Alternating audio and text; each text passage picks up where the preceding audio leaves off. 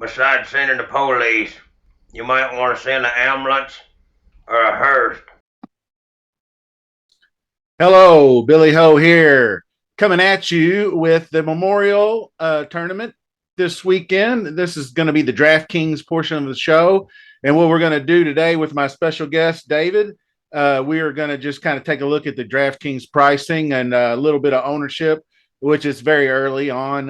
But we'll look at that and maybe see if we can't come up with some value plays, some course fit type players, and just generally what we're looking for this week for players. So I'll introduce David. How you doing, Dave? I'm good, getting ready to kick this off. Good field this week, not as you know weak as last week's field, but I was quite impressed with last week, especially getting my Grio win in there. So Yes. hopefully we can continue the momentum into this week. Sounds good to me. What we're going to do is go ahead and get things started, and we're going to take a look at the cheat sheet from Rick Run Good and David's stat model, and a couple other things. So let's go.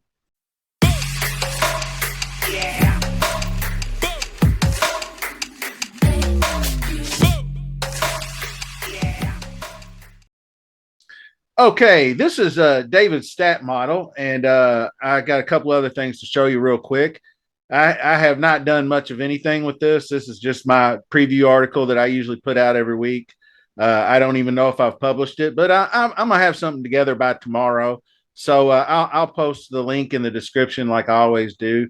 Then we got our cool Discord here, where we're links always there to join, and we're already having some in-depth discussion on some guys.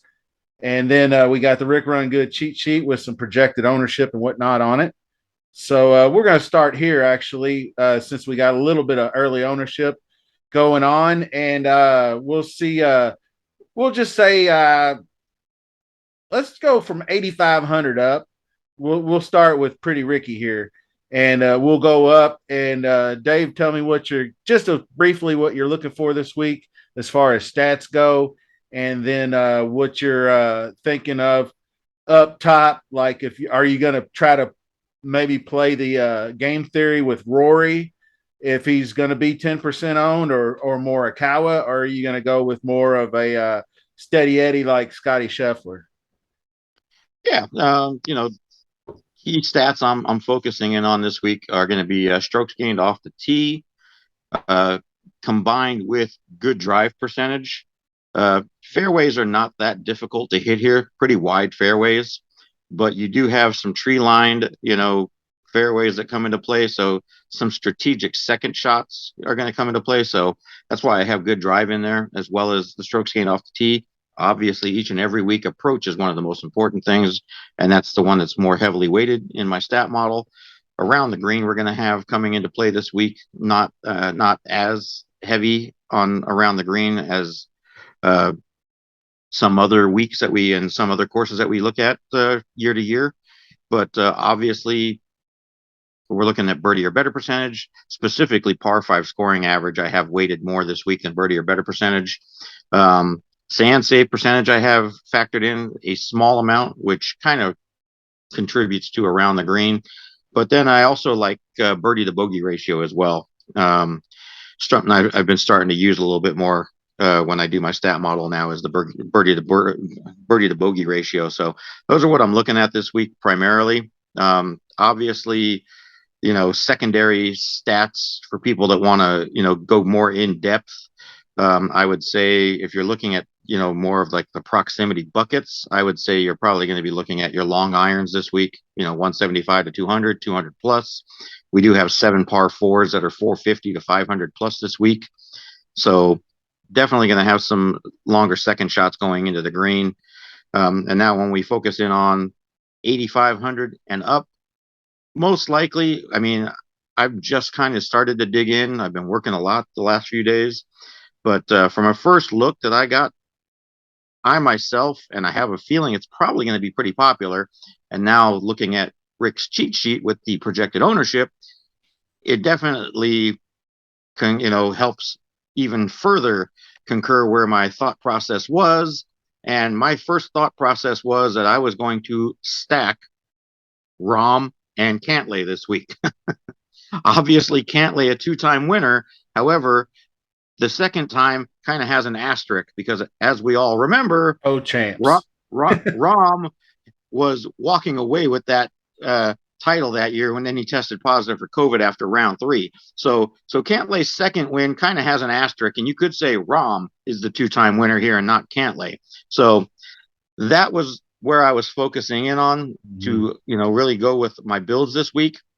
And obviously, looking at the projected ownership, we can see that almost 22% for both of them. Scheffler early projected at 22%. So if you're going to take that route, you better find some guys down low that are going to really separate you, or you're going to pivot off of those two, highly owned guys to the lower owned guys, like you mentioned, Rory. And Rory seemed to have got it back on track at the PGA Championship. So, when we talk half the amount of ownership, and Rory has a pretty good track record here, so not bad. I wouldn't have an issue pivoting to Rory. Obviously, Xander is 18% as of right now projected ownership, so you're not really gaining too much leverage. But Xander's been playing great golf too, and also has a very good track record. So, I mean, those are the guys I'm probably really looking at. And obviously, I think all the guys over 10K make a strong case. I mean, Scotty's, I think Rick tweeted it out. I think Scotty's got like, what is it, 14 straight top 20s or something like that? Or well, I'll tell you what, I looked it up and I put it out on my preview video. I went all the way back to the CJ Cup last fall. He had like a bad run at the CJ Cup. He finished like T45. He has not been outside of 12th place in any tournament this entire season other than that one. Yeah, and it's been mostly top fives and a couple of wins. And you can see his recent record is a third, a second, a fifth. He's tripping and stumbling on his way to these top fives too. I mean, exactly. People are like, "Oh, he played bad at Charles." He's the best ball striker. He's just struggling a little bit with the putter. He's missing a few putts here and there, and that's just what's costing him. I mean, he could have easily won that tournament last Sunday. Exactly. I mean, I know the tweet that Rick put out was saying that if you rolled over your winnings each and every week with a top 20 bet since this run he's been on, that you would be up almost 20. Parlayed it, yeah. You could have parlayed it all the way up through and be rich. Yeah, but I mean, I'm probably going to be focusing very top end heavy this week, and honestly, the only guy that I might be looking at in the 9K range is Terrell Hatton, who's been playing really, really good golf lately. I could probably see myself fading most of these other 9K guys this week, unless you're getting, huge leverage on them. But as you can see, I mean, Hovland hasn't been great here, playing great golf this year, but he hasn't been great here. So I can see myself fading the $9,700 price tag that he's got. Morikawa, he does have a win here. It was a work day. You're right.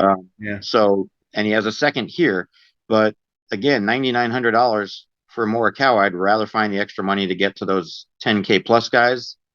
And then when we go into the 8K range, it's probably Ricky in the 8K at the 8,500 plus range for me. It is probably Ricky. Ricky's got some strong course history here. He's been playing good golf. And then, the one thing I do have on the bets and player pool tab is strokes gained total Muirfield Village since 2018.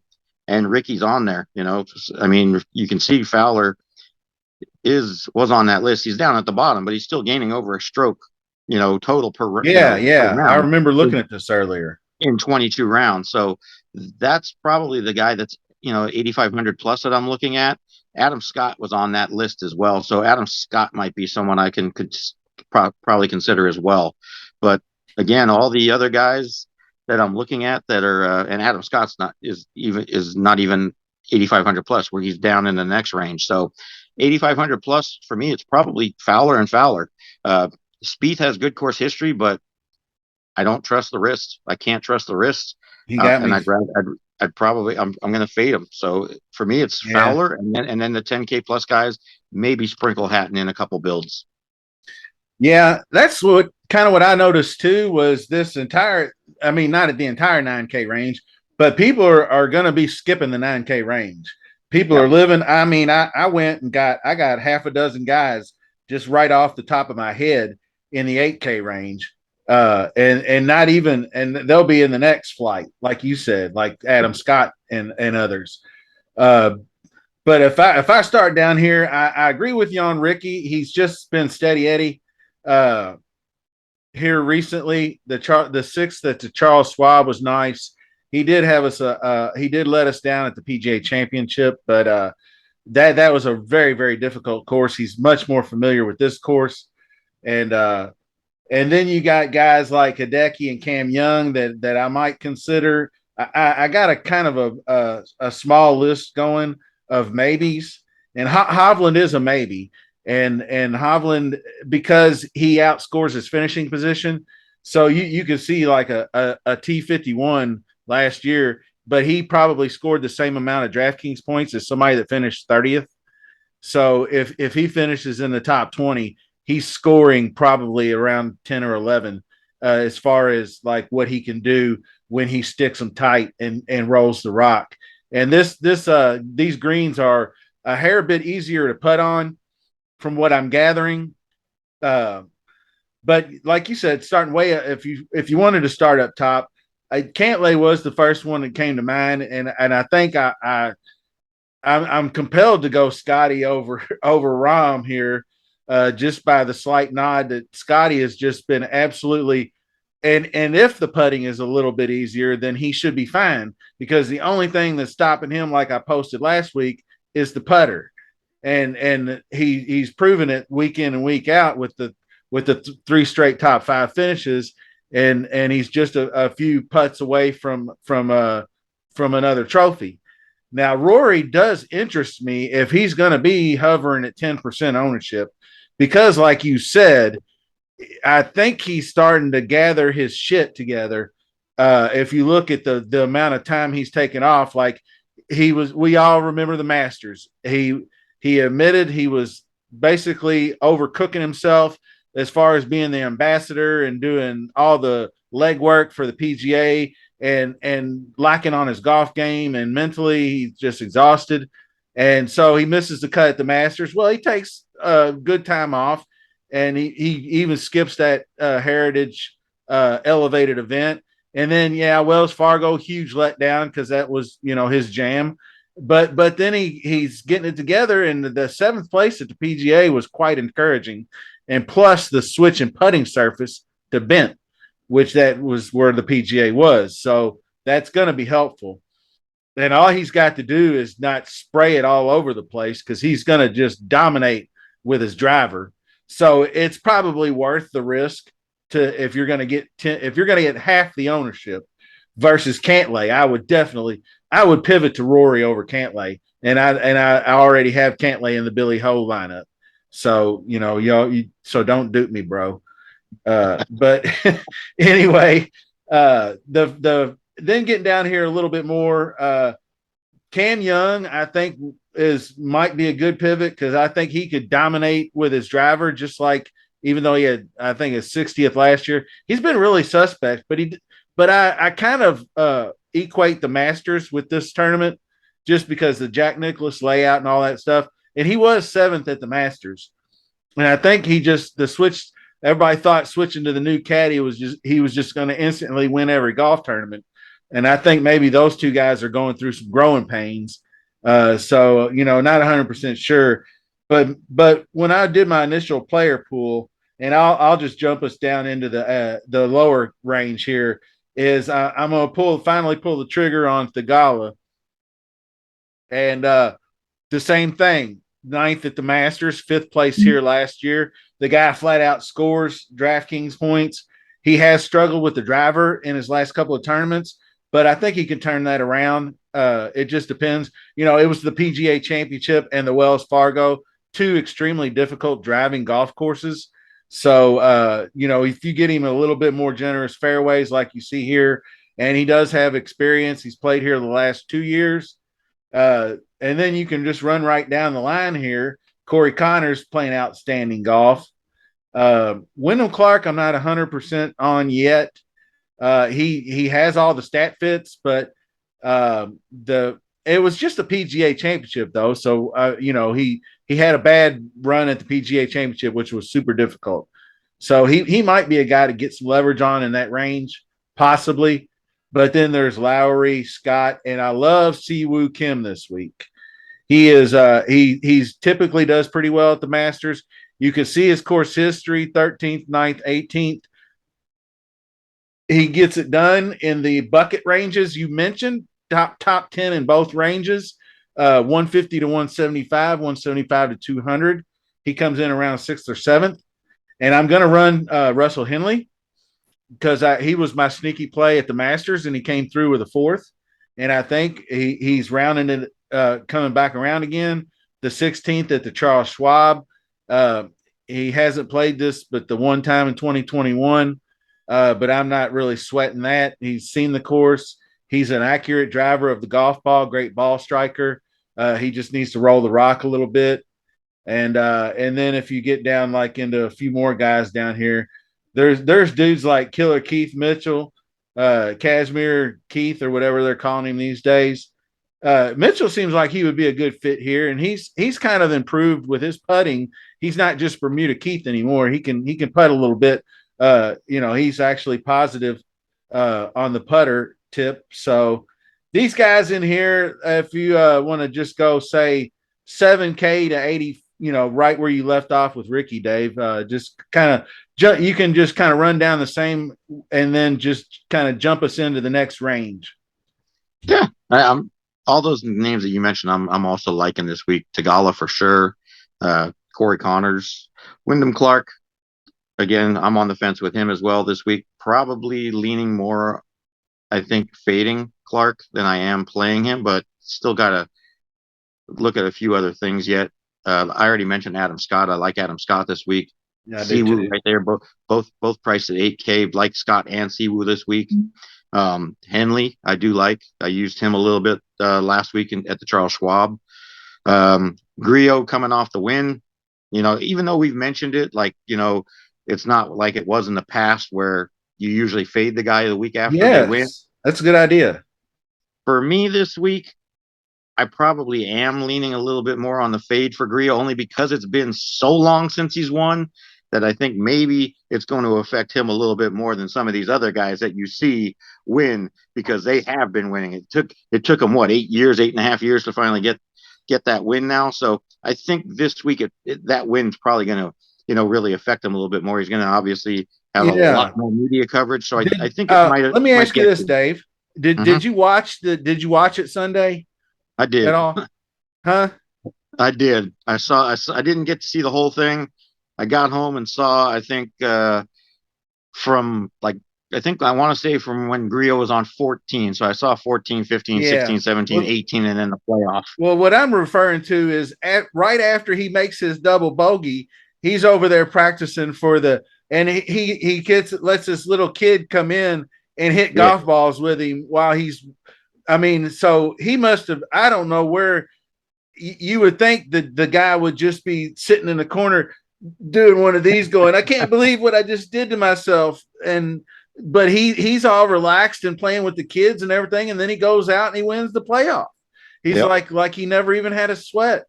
If he's got that good vibe house money thing, then he may run him back here, because it's not like he's got terrible results, and he's a good bent putter.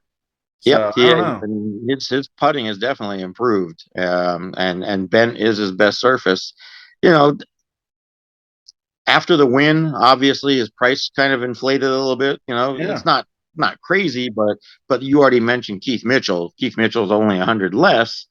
I think I do like Keith Mitchell a little bit more than Grillo this week. Harris English is starting to round into the old kind of Harris English that we were used to. I didn't play him this past week, but the 12th place finish last week kind of has me intrigued a little bit. He does have some history here. Obviously missed the cut by a ton last year, but last year he was still dealing with the injury. still trying to, recover and recoup. So he looks like he's healthy again. I definitely don't mind maybe taking a couple shots on English. Um, Benny on obviously has kind of up and down history here, but he's been playing some good golf this year, so I don't mind Benny on. We know that he's a great ball striker, Yeah. so on's probably someone I'm going to look at. I got to readjust my stat model because Aaron Rye took that spot, so I got to redo it to knock him down into the $6,500 range. But Yeah. KH Lee has had decent success here. 7,300 for KH Lee, I definitely do not mind. Uh, and Bezadenhout, I used a good amount of Bezadenhout last week, and again, Same. this is that kind of a course for Bezadenhout, who I think should be pretty successful this week. Um, and then a couple other guys I might possibly look at. Buckley's the one that really cost me last week. I was definitely overexposed to Hayden Buckley last week, Yes. and that's probably the what cost me from winning the Billy Ho last week is that Hayden Buckley was the guy that missed the cut. So Yeah. if I choose anyone else in that area, like Harris English, I probably win the contest, but I still won't argue or won't complain. So, Not a at few other all. guys I definitely still have to research this week. A few other guys I have to research this week, that are in this, $7,000 to $7,500 range. But those names that I mentioned, I'm definitely liking from first look. Yeah, I'm with you. There was a few guys in here like Keegan. I'm down with Keegan this week. I think he's skinny Keegan now, and he's really playing some really consistent golf. So I think for his price, coming to a place where I kind of like him on bent, and it's technically northeast ish. Yep. So nothing wrong with a little Keegan in our lives this week. Cam Davis would be probably a good flop lag guy after he was massive chalk last week and he just fell right on his face, double Yep. bogey in the last hole to miss the cut. That tilted me. I actually didn't. I actually backed off of Cameron Davis, but I still had enough to where in the right lineups, I had 4 of 6 instead of 5 of 6s and whatnot. So we mentioned Mitchell. I don't know about Billy Ho. He finally made a cut. You know, he hasn't really. I mean, you can't count Zurich because that's the team event, and he's always really good at that anyway. But I mean, he's got a 40th and a 52, and if he makes the cut, he's just really treading water badly. And for him, I don't understand it. One of the best drivers of the golf ball in the last 2 years, and he goes over the fall and makes a complete swing change with his driver, and he can't find his ass with either hand. I made a joke in my preview video that when you look up his stats, it looks like somebody cut their foot and walked across my screen with all the red negative numbers popping up. But down here a little further, there's a guys on the maybe list like Kirk. I got Ben on, Keith Mitchell, Griot. All these guys are kind of in that bucket. I think I will run back Bez because he's just the guy makes cuts and he's so good around the green. He is distance challenged, but he seems like but the irons are better. So he's going to be able to hit those long irons pretty well. And then you get down in here. I'm real tempted with Detry because his stats line up for everything, but he hasn't played here, so I'm a little nervous about that. Uh, and then, like you said, and Nikolai Hogard, I mean, Rick Run Goods got him. His projections are off the charts, and so I don't know if he can just come in here and just wax the whole field or anything like that. But I'm not really. The projections are projections. I mean, they are what they are. But when you get down into like the sub 7K guys, I'm gonna run Fox. Uh, I think Fox is going to be a good play this week, and then when you get down underneath, a couple of guys. I'm not sure about Shank because I think the last time he lost in a playoff or whatever. He went on this, he had the baby and then went on this massive streak where he couldn't make cuts. So I don't know how he'll fare after the disappointing second time around in so many. I mean, to lose like that's pretty got to be disappointing. So I don't know. It's going to be tough, but we've talked about Streelman in the Discord. He's made about five out of his last six cuts. He's got decent history here. Uh, Eckroat and Wu were two guys I was in the maybe bucket, but Sam Stevens, I'm not really sure what his price is. I think he's 65. 65. Yeah. Sam Stevens and Mark Hubbard are two guys I feel really pretty strong about. And I'll take that right 6,500 too. If he's just going to hit fairways and greens all day, and he actually played here last year and finished 26th. Yeah. So I'm going to run back the same kind of plan I had last week, where I think I can get two of these guys up top, like you said. I can't lay like you could do a Rory can't lay, and then that way you're going to be way different, or a Scheffler Rory. Like if Rory's your second guy instead of, the two 20%ers. And then you can throw in a Svensson or a Robbie Shelton or Hubbard or Rye, one of these two of these 6,500 guys, and you can get there. Yeah. And then I'll let you finish this off here in just a second. But these two guys down here intrigue me. Long time, first time caller, Chris Gotterup back in the mix, got the invite. I don't know, like I said, projections, but the guy, we can remember it says 297 here, but I can remember him being kind of a bigger hitter than that.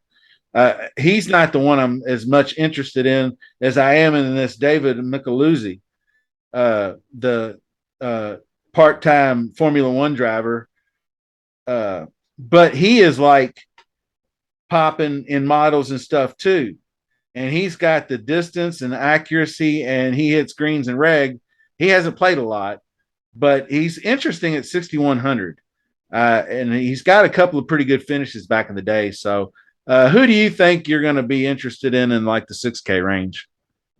Yeah, several of the guys that you just mentioned. I like Justin Suh.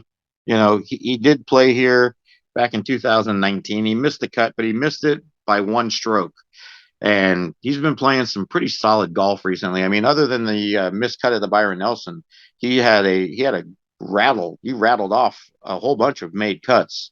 Matter of fact, I want to say that's one of the only missed cuts that he's had within the last 10 tournaments. Byron was, yeah. So Justin, yeah. So Justin Suh is definitely a name I'm looking at. You mentioned Streelman. Streelman's on the fence for me right now. He looks like maybe he's starting to regain some of that form, especially, the last two tournaments now he's had a top 20 and a top 10. So he looks like he's maybe starting to find it again. You already mentioned Austin Eckroat. I've been using a good amount of Austin Eckroat over the last several weeks, and they continue to kind of, leave him in that same price range. So I'll continue to play Eckroat. He's Stevens. A good fit. Yeah, Sam Stevens has been making cuts. Someone I don't mind either. And then you mentioned Hubbard. Hubbard's someone I'm looking at. That for me is probably about it. Maybe Lipsky. He's all over the place with recent form, but he has made the cut here both times he's played. So possibly I might take a chance on Lipsky, and then maybe even Joel Damon. I mean, he's made the last two cuts, not the greatest finishes, but again, $6,400. All you need is a made cut, and he has made 4 straight made cuts here. So at 6,400, I probably will take a couple shares of Joel Damon this week. Sounds like a plan. I looked at Joel Damon too. He's just a good, accurate driver of the golf ball, and when his game's on, he's better than his price. I'll give him that. He's a 7,200 golfer in this tournament. He's not a 6,400 golfer. So appreciate you coming on with me, Dave. We got a lot done, and I hope you enjoyed the show. And until the next time, we'll see you soon. Thanks for watching.